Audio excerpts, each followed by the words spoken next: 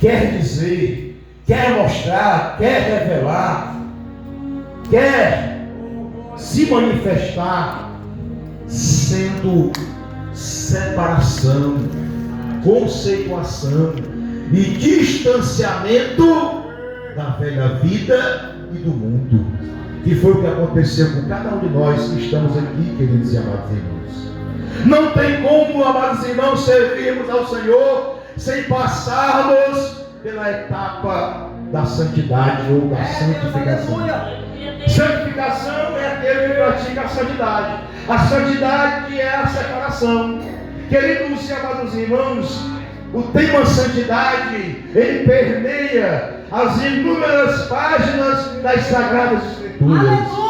Seja no Velho Testamento, seja no Novo Testamento, seja na era dos patriarcas, seja na era dos profetas, seja na era dos reis, ou na era dos apóstolos da Igreja de Cristo. A palavra do Senhor vai estar sempre falando, vai estar sempre aconselhando que nós estejamos em santidade.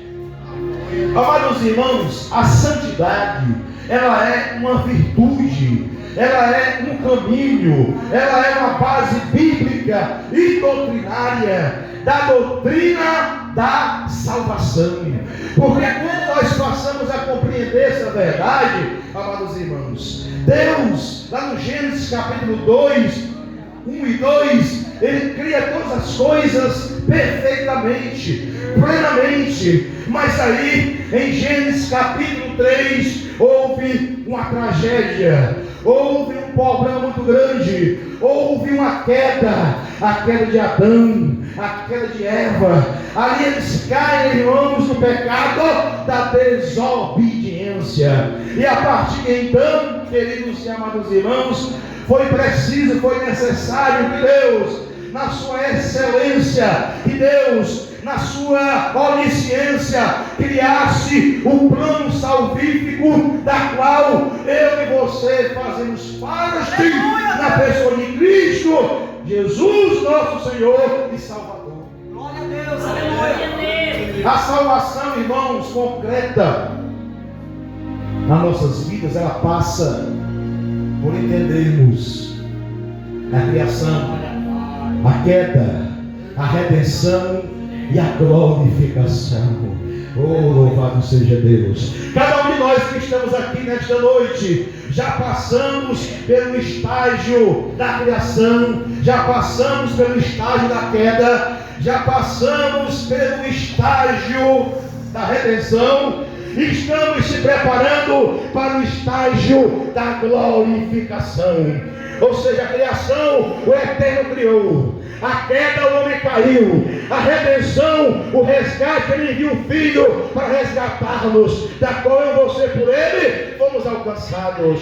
Em breve, para consumar todas as coisas, ele vem em glória, ele vem em poder, ele vem em louvor e exaltação para todos aqueles que o servem, que o adoram, que o buscam, que o exaltam, que perseveram nele, sejam tirados, arrebatados, levados deste mundo pecaminoso, deste mundo de horror.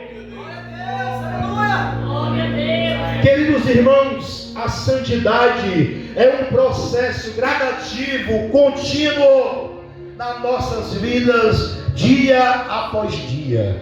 No processo salvífico, amados irmãos, nós temos a conversão.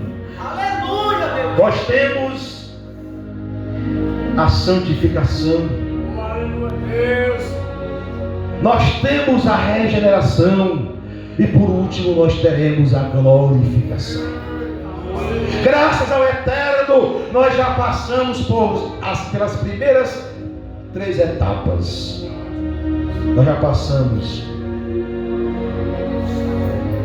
pelo processo, louvado seja Deus, em Cristo Jesus, nosso Senhor, da conversão.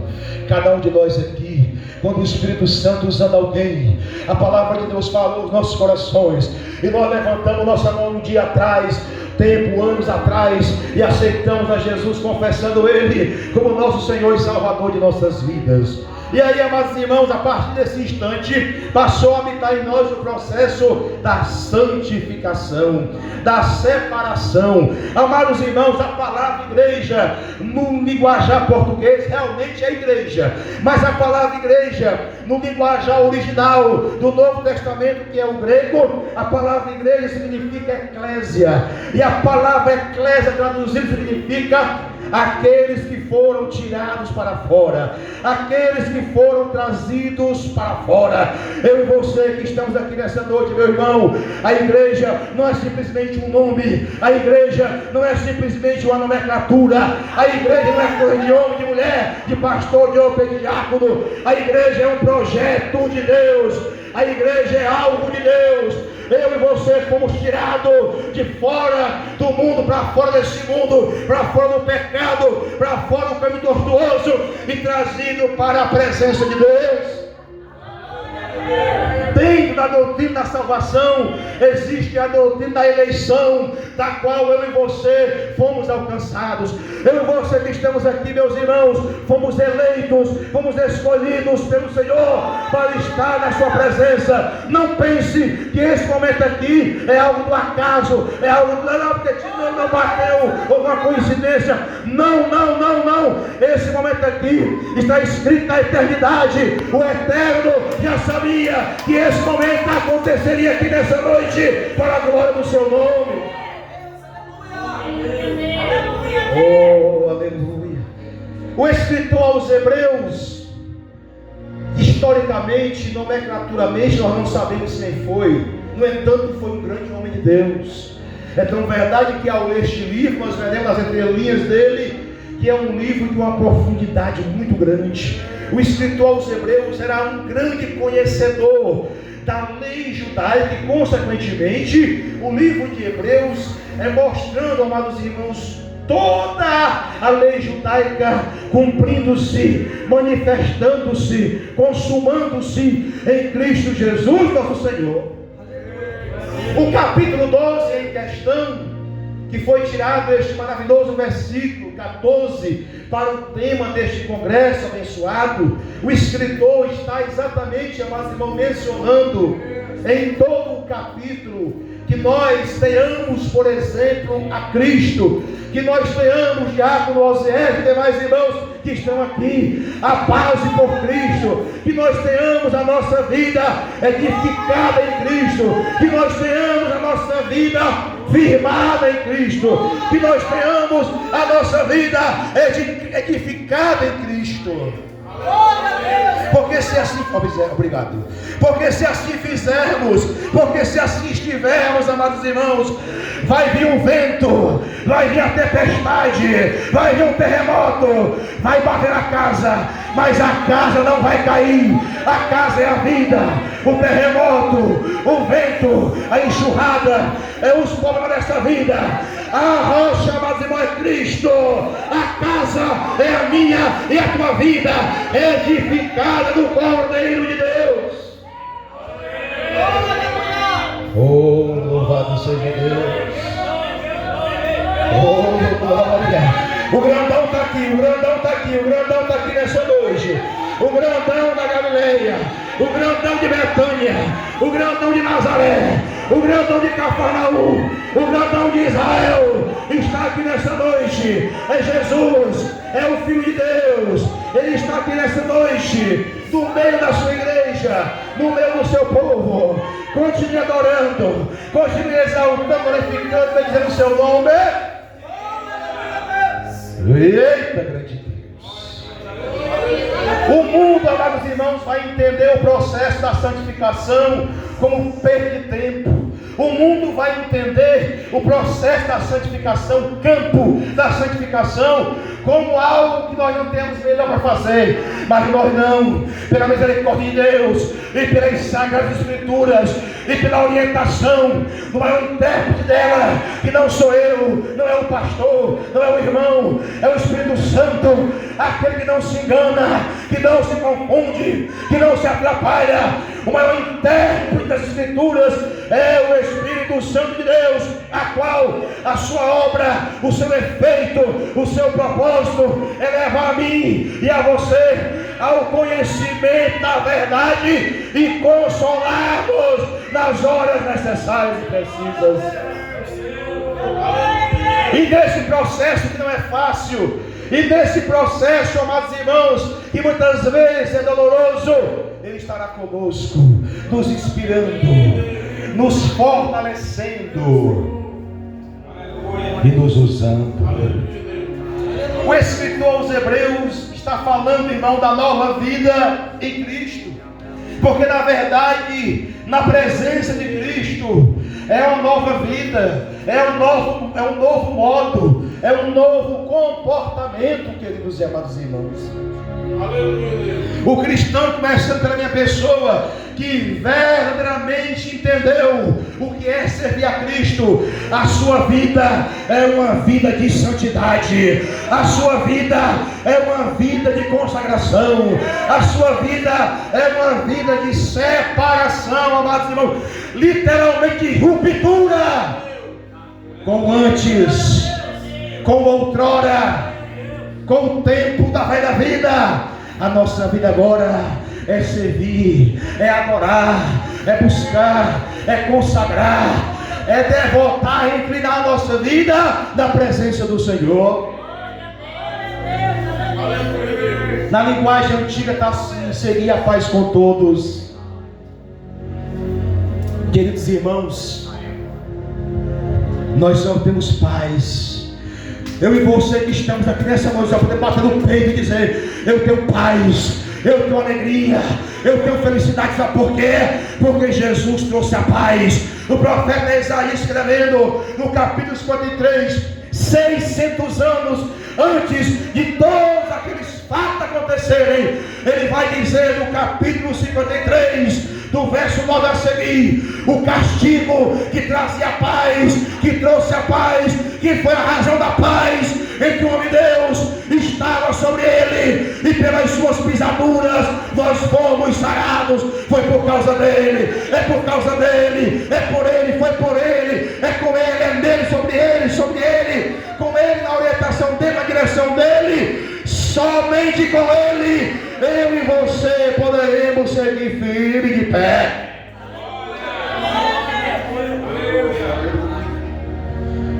O castigo que nos traz a paz estava sobre ele. O Senhor Jesus, amados irmãos, quando Adão peca no pecado original porque foi o primeiro pecado, o pecado da essência, o que iniciou, começou tudo. Quando Adão peca, ele entra, irmãos, em confronto com Deus.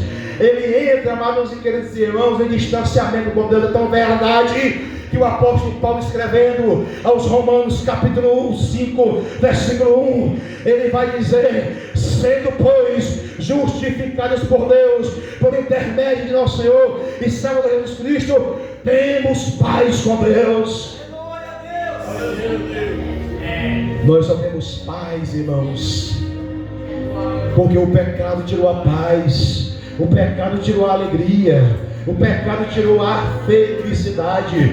É por isso que Atos, Josué e demais irmãos, que os apóstolos que escreveram epístolas ou evangelhos, foi o caso de João, foi o caso de Pedro, foi o caso de Paulo, foi o caso de Tiago, eles abrem a boca com muita alegria para dizer: graça e paz da parte de nosso Senhor e Salvador Jesus Cristo, aos amados irmãos, aos santos, à igreja do Senhor. Porque eles usam esse termo, graça e paz, porque só houve paz, só veio paz, só tem paz, só existiu paz, porque veio a graça, porque veio um favor imerecido de Deus, que foi Jesus Cristo, nosso Senhor e Salvador. É por isso que a salvação passa por Ele, é por isso que o caminho do céu passa por Ele, porque Ele, inclusive o apóstolo Paulo vai escrever aos Colossenses, capítulo 1, ele vai dizer que é por causa dele, Ele é o princípio, Ele é o começo, Ele é a razão de tudo que subsiste. O escritor aos Hebreus vai dizer: segui a paz. Ei, meu irmão, mas como é que nós podemos ter paz? Com a semente do pecado, por Jesus. Ele disse no final do Evangelho de João, ele disse: Tenham bom ânimo, eu venci o mundo. Tenham bom ânimo, no mundo vocês tereis aflições, mas tenham bom ânimo, eu venci o mundo. Eu vos deixo a minha paz, não vos dou como o mundo dá, porque o mundo não tem paz. A paz do mundo, irmãos, é mentirosa, é enganosa, é ilusória, é passageira. Mas a paz que é dada, que é manifestada pelo Cordeiro, a paz que é dada e manifestada por Cristo, ela é uma paz de mente, de alma, de sentimento, de vida, de coração, de comportamento, porque só Ele traz a paz. O apóstolo Paulo, escrevendo aos Efésios, capítulo 2, ele vai dizer: porque pela graça sois salvos. Preste atenção no desenrolar das frases. Efésios capítulo 2, porque pela graça sois salvos. Graça é o que? É o favor imerecido de Deus, ou seja, é o plano salvífico de Deus na pessoa de Cristo para alcançar a mim e a você, do qual eu não tive que fazer nada, você não fez nada, você não pagou nada, você só creu, você só acreditou.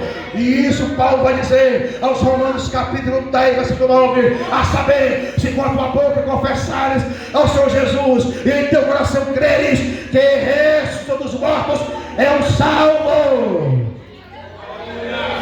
Graças a Deus que já fizemos isso, em nome de Jesus. Paulo vai dizer em Efésios 2, pela graça sois salvos. A graça no grego traduzida é o favor imerecido de Deus, ou seja, Deus criou o plano salvífico, independente se eu ia crer, se você ia crer, se eu ia receber, se você não ia receber, para cumprir-se o que está em João, naquele texto muito lindo, João capítulo 3, versículo 15, porque Deus amou o mundo é o globo e as pessoas, porque Deus amou o mundo de tal maneira que enviou o seu Filho unigênito é o único gerado, para uma obra, para um ofício, para todo aquele que crê não pereça, mas tenha a vida eterna. Está tudo entrelaçado. Seguir a paz. Quem tem Cristo, diabo não tem paz. Quem tem Cristo tem alegria. Quem tem Cristo tem felicidade. Pode vir um tumulto, pode vir a tragédia, pode vir o mundo, pode vir o pecado, pode vir o diabo, mas eu estou em Cristo e Ele está em mim. Eu estou nele, eu fico em paz, eu continuo em paz. Vem a tempestade, vem o vendaval, vem a luta, vai, passa, vem o problema, resolve-se, e eu continuo a paz de Cristo, louvando a Cristo, servindo a Cristo, adorando a Cristo. É verdade que o diabo quer que eu pare, que você pare, que paremos, mas nós não vamos parar. O mesmo escrito aos Hebreus, capítulo 10, nós temos 12, mas no 10, 2 anteriores, ele vai dizer, no verso 25, nós não fomos chamados para recuar, nós não somos os que recuam, nós somos aqueles que se conservam para a salvação da alma, em Cristo Jesus, nosso Senhor. Nós não fomos chamados para parar, para desistir, para recuar, para olhar para trás. Não. Nós fomos chamados para seguir adiante. E quem vai me guiar, quem vai te guiar, nos levar, é o Senhor Jesus. Como de fato e verdade, até hoje Ele tem nos sustentado, queridos e amados irmãos. Quem faz eu estar aqui, a razão, o motivo, o meio, o efeito, a causa de mim, de você, de nós estamos aqui nesta noite, é Jesus de Nazaré, cumprindo a Sagrada Escritura na minha e na tua vida, meu querido.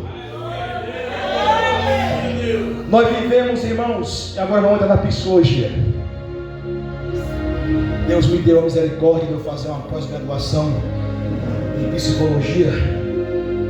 Não é que eu virei psicólogo, mas para ajudar um pouco a entender a compreensão racional, o entendimento, o sentimento, o comportamento.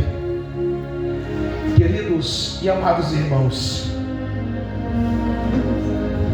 nós estamos vivendo hoje, na atualidade, um tempo psicologicamente, sentimentalmente, de mais desequilíbrio psicológico, mental neurológico, sentimental, que consequentemente deságua no comportamental. Nós estamos vivendo o ápice da ansiedade, da depressão, da síndrome do pânico e outras mais eventualidades que são nocivas ao nosso psicológico. E que nós, amados irmãos, podemos ser acometidos se a graça de Deus não estiver sobre nós. Mas a paz de Cristo é uma paz interior que deságua do exterior. A paz de Cristo, amados irmãos, é voluntariamente, completa e plenamente real em nossas vidas, dando-nos equilíbrio físico, psicológico, sentimental e comportamental. É tão verdade que quando nós passamos, amados irmãos, por alguma circunstância adversa, o que nos mantém, o que nos segura, o que faz com que não surtemos, o que faz com que não adoeçamos, é a crença, é a fé, é a alegria, é a felicidade, é a convicção, é a certeza de que a palavra de Deus, ela é fiel para falar e fiel para cumprir e realizar-se na minha e tua vida. As mais de 5.000 promessas que estão aqui nessa palavra é para mim e para você. É só tomarmos posse. A palavra de Deus vai aonde ninguém vai. É por isso que Diácono Ismael e demais irmãos estão concluindo. O escritor aos Hebreus, capítulo 12, aliás, desculpe, capítulo 4, versículo 12 de novo. Hebreus, capítulo 4, versículo 12, o escritor vai dizer um texto áureo, quando ele diz assim: porque a palavra de Deus, ele está falando da palavra de Deus, porque a palavra de Deus, um pequeno parênteses, já voltamos para o contexto de santidade. Ele vai dizer no capítulo 4, versículo 12 aos Hebreus, porque a palavra de Deus, ele está falando da palavra de Deus, porque a palavra de Deus é viva e eficaz, é mais penetrante do que a espada romana que eles tinham, por exemplo, na época do mundo antigo, do mundo do Novo Testamento. A espada romana, irmãos, era uma espada extremamente letal, aonde ela pegasse no soldado inimigo, se ele não tivesse, amados irmãos, ali uma defesa, era a morte certa, era a morte ou instantânea ou por alguns momentos depois. Por isso que Paulo pegou exemplo, o escritor aos Hebreus pegou exemplo, Paulo pegou exemplo lá em Efésios 6:10, a partir do 10 ele vai falar sobre o guerreiro da fé, a batalha espiritual. Volta para Hebreus 4:12. Porque a palavra de Deus é viva e eficaz, mais penetrante do que a espada de dois gumes, porque ela vai na divisão da alma, dos ossos e da medula. Ou seja, a palavra de Deus, ela vai, irmãos, num setor, numa divisão no âmago do nosso ser, que não tem psicólogo, não tem psiquiatra, não tem terapia, não tem neuro que chegue aonde